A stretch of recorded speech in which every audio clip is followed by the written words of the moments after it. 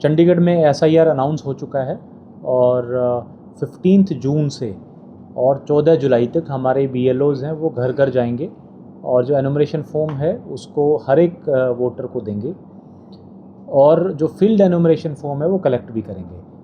जितने सारे इस तरह के एनुमरेशन फॉर्म्स कलेक्ट होंगे उन सब का एक कंपाइलेशन करके और 22 जुलाई को ड्राफ्ट रोल पब्लिकेशन किया जाएगा और उसके बाद 1 महीने का समय होगा क्लेम्स एंड ऑब्जेक्शंस देने का।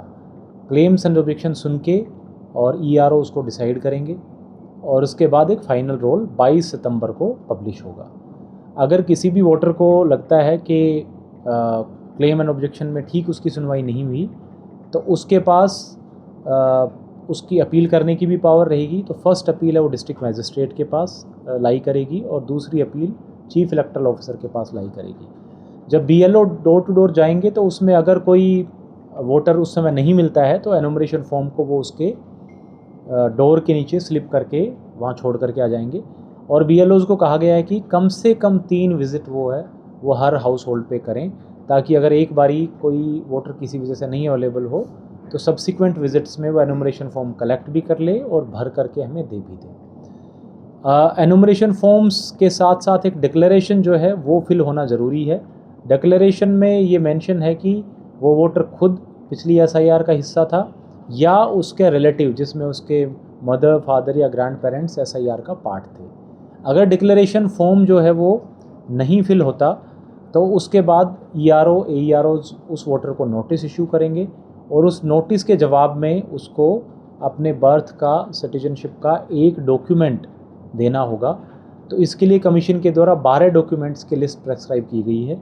उनमें से जो भी कोई एक डॉक्यूमेंट वो सबमिट कराएगा और अगर बीएलओ उसके डॉक्यूमेंट से सेटिस्फाइड होता है तो उसको सब्सिक्वेंटली फाइनल ड्राफ्ट का पार्ट बना दिया जाएगा।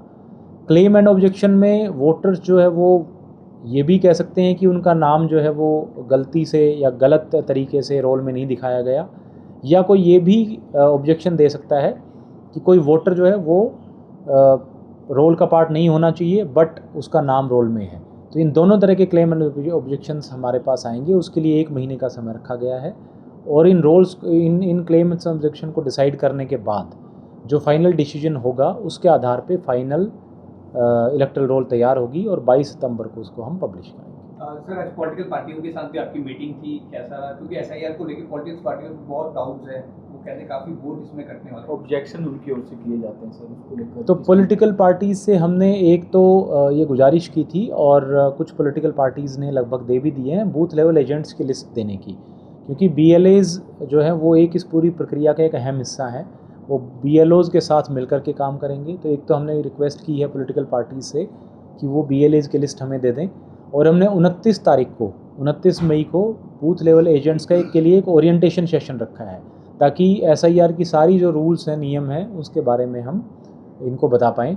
साथ में हर एक स्टेप पे पॉलिटिकल पार्टीज़ को साथ रखने की प्रक्रिया है, चाहे वो जो अनमैप्ड वोटर हैं वहाँ से लेकर के डोर टू डोर जो सर्वे होगा हमारा वहाँ पे भी क्लेम्स एंड ऑब्जेक्शंस भी, कितने क्लेम्स आए, किस दिन कितने क्लेम आए, किस क्लेम पे क्या डिसीजन हुआ, हर एक स्टेप पे पॉलिटिकल पार्टीज़ को हम लूप में रखेंगे।